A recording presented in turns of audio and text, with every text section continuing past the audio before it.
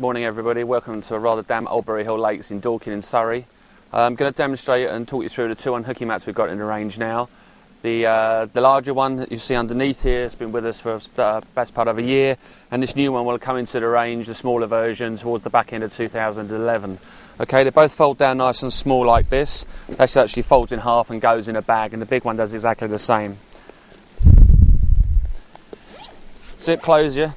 You can actually close it when on your bank when you've got a fish in it to stop it kicking around. But the reason that we didn't do a cradle is we don't recommend that. If people feel that the fish is secure, they're tempted to leave it on their own, and they should never do that under any circumstances. Okay. On the inside here, I'm actually kneeling on the big versions of it. There's a kneeling pad, which is excellent, because then you can then pull this side of the mat, which is also padded up against your legs, which keeps you nice and dry. So when you've got your mates in the middle there with the water bucket tipping water all over you, you're not actually getting wet, it's staying on the mat and not covering yourself, alright? So there you go, the smaller version. The way we've done this for fisheries, just like Oldbury Hill, where you're hoping to catch carp up to about 30 pounds. Alright, equally nice thick padding, plenty of protection for the fish, alright?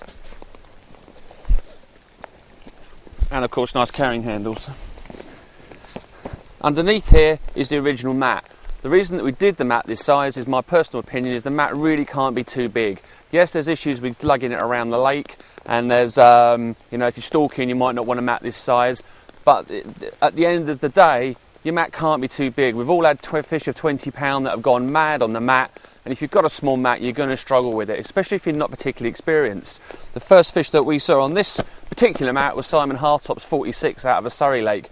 Trust me, you've got a fish of that size, what is now a big mat suddenly looks very small, I can assure you. Okay, so do yourselves a favour, treat yourselves to the unhooking mat. Hi guys, we're just going to give you some perspective here. This is the large mat. On the mirror I've got on here is probably, I don't know, 22, maybe 23 pounds. As you can see, she sits very nicely in the middle of the mat there. If that was a 30 and then 40, it's going to fill the mat very, very easily, okay? So although the mat looks big, as you can see, with a half decent fish sat in the middle of it, it puts it in perspective and it actually makes a lot of sense.